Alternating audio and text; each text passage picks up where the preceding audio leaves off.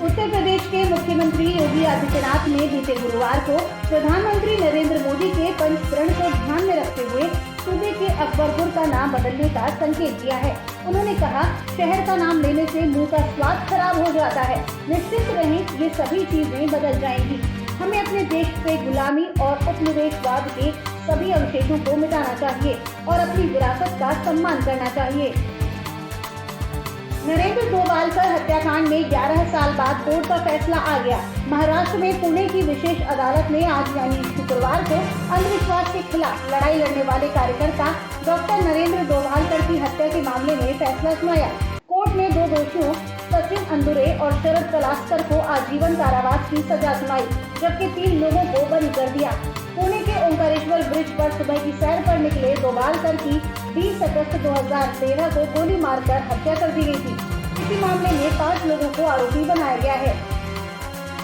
महाराष्ट्र के सीएम और शिवसेना प्रमुख एकनाथ शिंदे ने खुद को गद्दार कहे जाने पर और शिवसेना नेताओं द्वारा उन पर लगाए गए मेरा बाप चुराया है, पार्टी चुराई है, निशान चुराया है जैसे आरोपों के बारे में पूछे गए सवाल का जवाब दिया।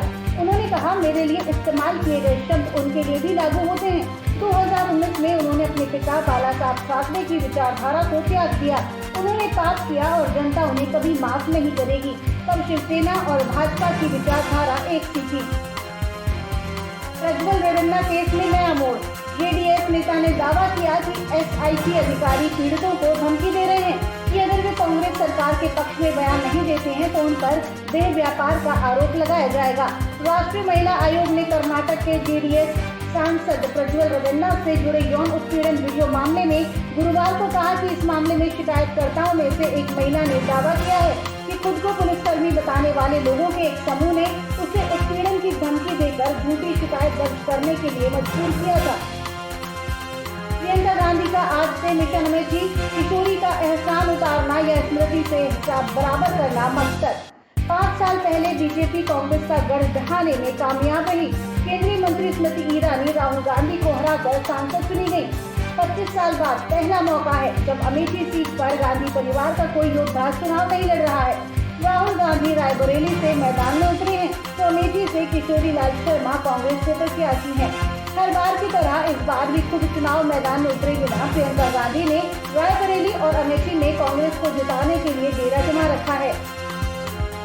कांग्रेस नेता और पूर्व केंद्रीय मंत्री कांतिलाल भूरिया के 2 पत्नियां होने पर 2 लाख रुपए देने के बयान से राजनीतिक भूचाल आ गया है। केंद्रीय मंत्री और बीजेपी नेता अनुराग ठाकुर ने भूरिया के बयान पर निशाना साधते हुए कहा है कि हिंदुओं की संख्या कम हुई है और मुस्लिमों की संख्या बढ़ी है।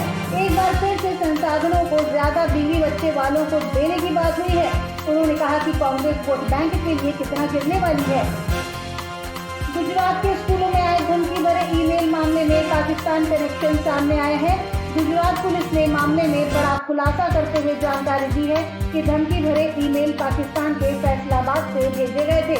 बता दें कि धमकी भरे ईमेल आने के बाद स्कूलों में जांच करवाई गई, जिसमें कुछ भी नहीं पाया गया था। इसके पीछे का मकसद सिर्फ दहशत पैदा करना था। आरसीबी के लिए खेलने वाले मध्यक्रम के बल्लेबाज रजत पाटीदार ने गुरुवार को पंजाब किंग्स के खिलाफ शुक्रवार को आतिशी बल्लेबाजी करते हुए महज 21 गेंद में अर्धशतक पूरा किया। उन्होंने ऐसी बल्लेबाजी की कि दूसरे छोर पर खड़े विराट कोहली की चमक फीकी पड़ गई। हालांकि पाटीदार दुर्भाग्यशाली रहे और अपनी पारी को बड़ा नहीं कर सके। सैम करन ने उन्हें 10वें ओवर की आखिरी गेंद पर विकेट के पीछे बैट्समैनों के हाथों कैच कराकर पेविलियन वापस भेज दिया। दिल्ली नगर निगम ने राजधानी में वायु और धूल प्रदूषण से निपटने के लिए कई महत्वपूर्ण कदम उठाए हैं। इस कड़ी में जहां एक तरफ सड़कों और खुले क्षेत्रों में धूल प्रदूषण के प्रबंधन पर विशेष जोर दिया जा रहा है और कंस्ट्रक्शन एंड डेमोलिशन वेस्ट के लिए समर्पित कलेक्शन साइट की स्थापना की जा रही है, तो दूसरी तरफ हरियाली और वृक्षारोपण अभियान भी चलाया जा रहा है। इसके इसके अलावा सड़कों के सफाई पर भी ध्यान दिया जा रहा है और मैकेनिकल रोड स्वीपिंग मशीन की सहायता से सड़कों की सफाई कर वाटर स्प्रिंकलर द्वारा पानी का छिड़काव कर धूल कणों को भी उड़ने से रोका जा रहा है। सागर अम्बरे और पुष्कर ओझा द्वारा निर्देशित एक्शन पैक्ड फिल्म योद्धा कुछ टाइम पहले सिनेमाघरों में रिलीज हुई थी। फिल्म में सिद्धार्थ मल्होत्रा ने एक बार फिर अपने अक्षर अवतार से दर्शकों का दिल जीत लिया था। वहीं फैंस इस फिल्म का काफी लंबे समय से OTT पर रिलीज का इंतजार कर रहे थे। फाइनली ये फिल्म OTT प्लेटफॉर्म पर रिलीज हो गई है। तो ये थी अभी तक की 10 बड़ी खबरें। देश विदेश की ताजा तरीन खबरों के लिए जुड़े रहिए थर्ड आई न्यूज नेटवर्क के साथ। नजर सब पर।